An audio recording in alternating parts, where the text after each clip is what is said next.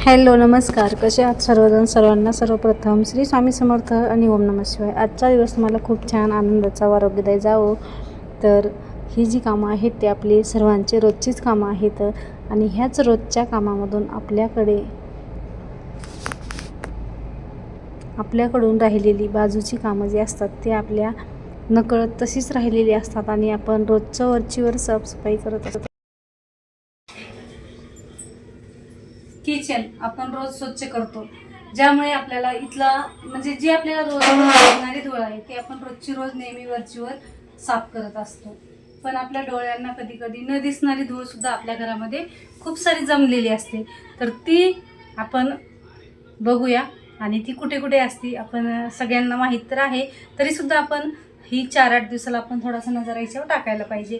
तर एक म्हणजे काय झालेलं आहे, आपण हे किचन रोज स्वच्छ करतो, पण ह्याच किचन खाली आपली जी ही शेगडी आहे ना, त्या शेगडीच्या खाली एवढी धूळ असते ती आपण आठवड्यातून किंवा 15 दिवसातून एकदा घासायला पाहिजे.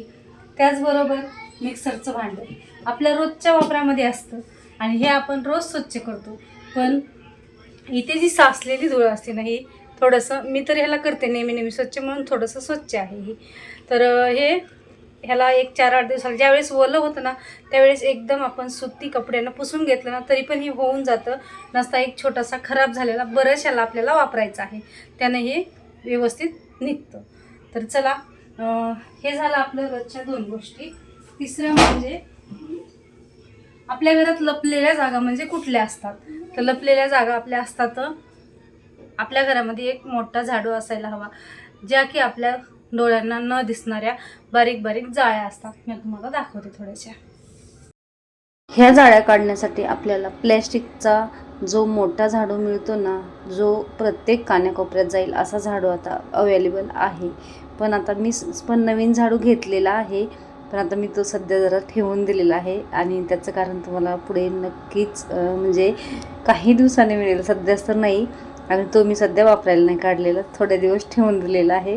असं ह्या जी लाईटच्या इथे आणि प्रत्येक कॉर्नरमध्ये ज्या लपलेल्या जाळ्या आहेत ना, त्या जाळ्या आपल्या डोळ्यांना बारीक बारीक दिसत नाहीत, पण त्या भरपूर साऱ्या जाळी जळमटते ते जमलेली असते.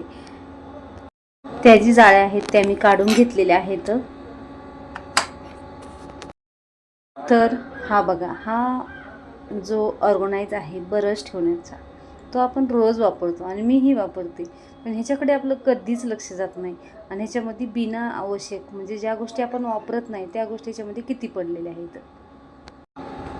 तुटलेले बरस, ब्लेड वगैरे साहेबांनी म्हणजे ब्लेड नाहीत पण ते ब्लेडचे जे कवर असतात ना ते आहे त्याच्यामध्ये टाकलेले.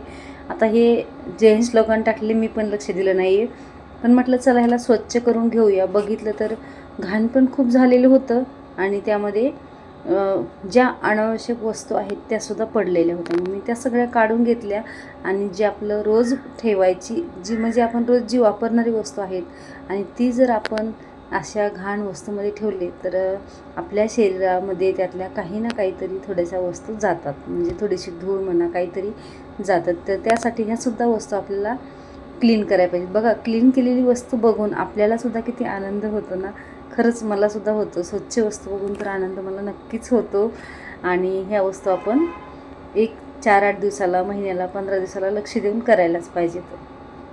तर चला, फ्रीज हे आपण नेहमी आतमधल्या बाजूनं स्वच्छ करतो, पण फ्रीजमध्ये जास्त लपलेला कचरा, फ्रीजमध्ये नाही म्हणणार मी, पण फ्रीजच्या बाजूने आपण नेहमी फ्रीज काय करतो, थोडीशी मोकळी जागा हवी अशा ठिकाणी ठेवायला पाहिजे. तर मी हे नेहमी सरकवते पुढे, थोडं पुढे सरकून ठेवते, पण आता आम्ही सगळेच जातो त्यामुळे थोडेसे त्याला एकदम भिंतीला चिटकून ते जातं परत, कारण प्रत्येकजण पुढं आहे म्हणून थोडंसं मागं सरकवण्याचा प्रयत्न करतात. तर असं ह्याच्या मागे खूप धूळ साचलेली असते. तर मी अगोदर काय केलेलं आहे, आतमधली जी फ्रीजची क्लिनिंग आहे ती करून घेतलेली आहे. तुम्हाला दाखवते आता मागे किती धूळ साचलेली आहे ह्याच्या. तर पण त्याचबरोबर फ्रीज स्वच्छ झालं की लगेच कपाटालासुद्धा मी हात मारून घेतलेला आहे आणि आता ही फ्रीज सरकून तुम्हाला मी दाखवते ह्याच्या मागे किती धूळ आहे. आणि त्यामध्ये जे पडणारं पाणी वगैरे आहे ना ते सुद्धा तेवढंच घाण झालेलं आहे. कारण का तर आपण ह्या गोष्टीकडे लक्ष देत नाही. ह्या गोष्टी म्हणजे आपल्या डोळ्यांना न दिसणाऱ्या आहेत, दिसल्या तरी आपण त्याच्याकडे दुर्लक्ष करत असतो, म्हणून ह्या गोष्टी आपल्या नेहमी अशा होतात. तर ही जी फ्रीजची जाळी आहे ना, ह्या जाळीमध्ये सुद्धा खूप जाळी जळमट बसतात.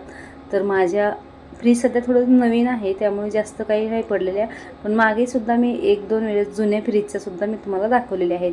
तर बघा हे पाणी किती घाण झालेलं आहे ना. तर हे पाणी नुसतं घाणच झालेलं नाही, तर ह्यामध्ये बारीक बारीक जंतूसुद्धा झालेले आहेत.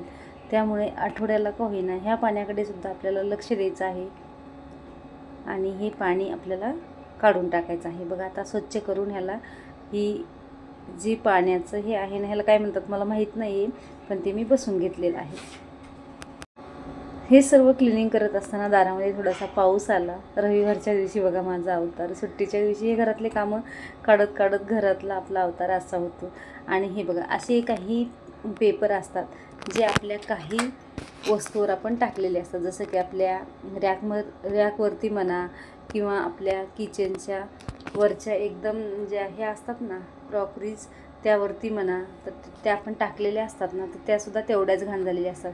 आता बघा ह्या रॅकमधले आपण रोज भांडी काढतो ठेवतो, पण ह्या रॅकच्या सांधीमध्ये किती घाण पडलेली आहे.